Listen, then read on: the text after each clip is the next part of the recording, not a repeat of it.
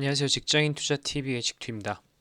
오늘 영상은 코스피 코스닥 차트의 주가 흐름과 그리고 주식 양도세에 관련해서 제 의견을 조금 말씀드릴까 해요. 커뮤니티에 보시면은 코스피와 코스닥 주가의 하락을 좀 걱정하시는 분들이 많으신 것 같아요. 일단 차트적 관점에서 몇 가지 제 의견을 공유해 드릴게요. 코스닥 차트를 보시면은 제가 제일 중요하게 보는 것 거래량이라고 보거든요. 거래량을 보시면은 코로나 이전과 이후가 눈에 띄게 달라요. 주가에 거래량이 터지는 상승이 일어난다라고 했을 경우에는 주가가 상승하는 거는 주식인이라면 누구나 알고 있는 그런 사실이죠. 근데 지금 코스닥 지난 10년간 거래량 한번 보실게요.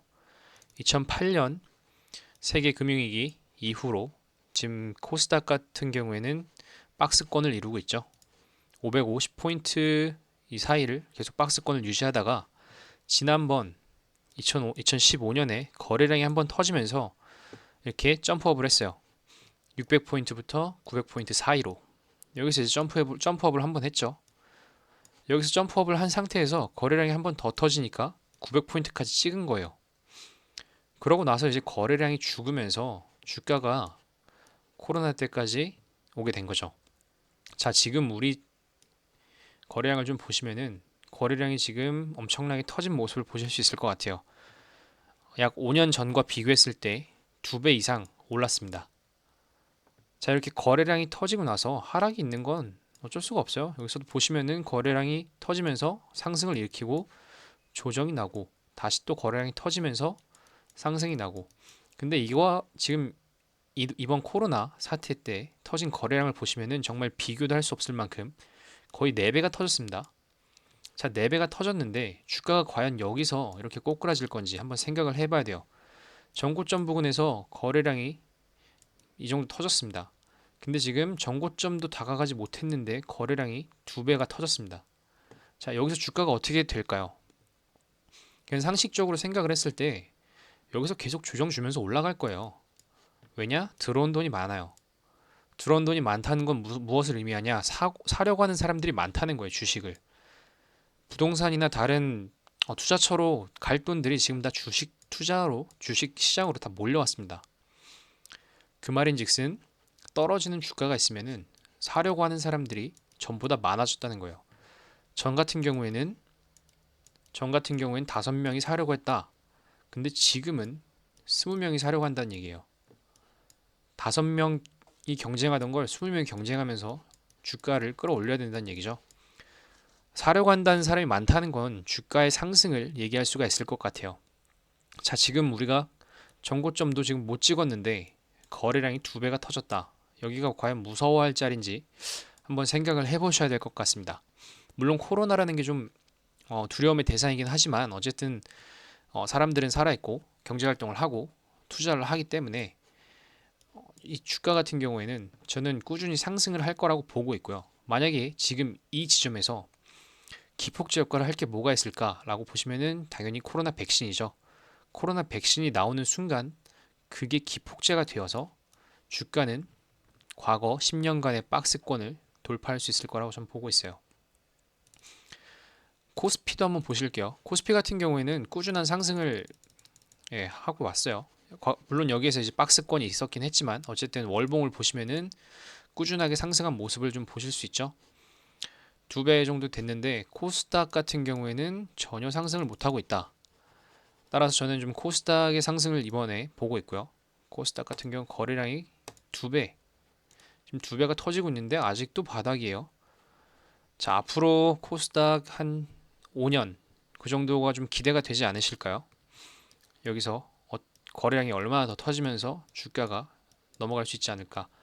과연 10,000포인트, 1000포인트를 넘어갈 수 있지 않을까? 이런 상상이 좀 되지 않으실까요? 무튼 제 코스닥과 코스피에 대한 그런 관점은 꾸준히 상승한다고, 지금 이런 하락, 일주일간의 하락 같은 경우에는 앞으로 주가가 상승하면서 꾸준히 있을 조정이라고 봅니다. 여기서 차트를 다 깨고 흘러가진 않을 거예요. 분명히 어느 지점에서 지지를 받고 반등을 올 거라고 저는 생각을 하고 있고, 코스닥도 마찬가지로 어느 지점에서 여기가 됐든 여기가 됐든 분명히 찍고서 반등을 일으킬 거예요. 지금 코로나 때만큼의 이런 하락이 보이지 않을 거다. 왜냐? 거래량이 많이 들어왔기 때문에.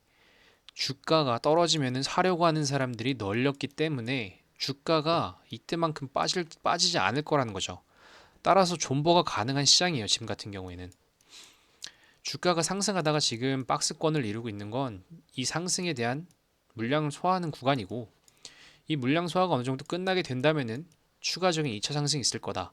2차 상승이 언제 일어날 것이냐? 어떤 기폭제가 있어야 된다. 백신이라든지 뭔가 경제 부양안, 뭐 그런 돈이 들어올 만한 그런 기폭제가 있는 순간 이 지점을 충분히 넘어갈 수 있다라는 게 제 의견입니다.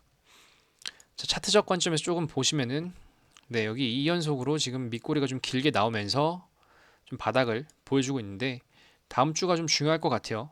이렇게 밑꼬리 길게 2연속 음봉을 내줬는데 여기서 도지 형태의 그런 차트를 보여주면서 반등을 줄지 아니면 뭐 추가적으로 하락 진짜 800포인트 한번 깨고 갈지 그건 좀 봐야 될 것 같은데 앞으로 좀 중요한 이벤트로 네, 미국 대선이 있어요. 미국 대선이 이제 2주, 3주 정도 남았는데 물론 결과가 언제 나올지 모르겠지만 아무튼 이때까지는 계속 변동성이 좀 클 것 같은 시장이라고 보고 있고 아직 추가 매수를 논할 시기는 아니다. 근데 어쨌든 시장은 꾸준히 우상향할 것이기 때문에 추가 매수 하셔도 상관은 없는 시장이다 라고 말씀을 드리면 될 것 같아요. 그리고 두 번째 주식 양도세 관련해서 어떤 분이 댓글을 달아주셨는데 주식 양도세, 네, 뭐 개미들한테 세금을 매긴다라는 거죠. 그래서 지금 사실 네, 솔직히 말씀드리면은 주식 하는 사람으로서 세금을 매긴다. 지금 이렇게 돈이 많이 들어온 시장에 세금을 매긴다라는 건 물론 안 좋은 그런 뉴스이긴 해요. 근데 어쨌든 돈이 많이 들어왔어요. 여기에 세금 매겨요. 그래요. 근데 개미들한테만 매긴대요. 외인들과 기관들한테는 아무런 규제가 없어요.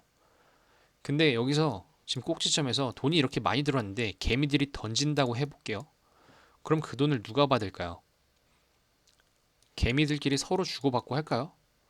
제가 생각했을 때는 만약에 주식 양도세 때문에 그런 심리적인 투매가 나온다고 했을 경우에는 외인과 기관이 저는 다 담을 거라고 생각을 하고 있어요.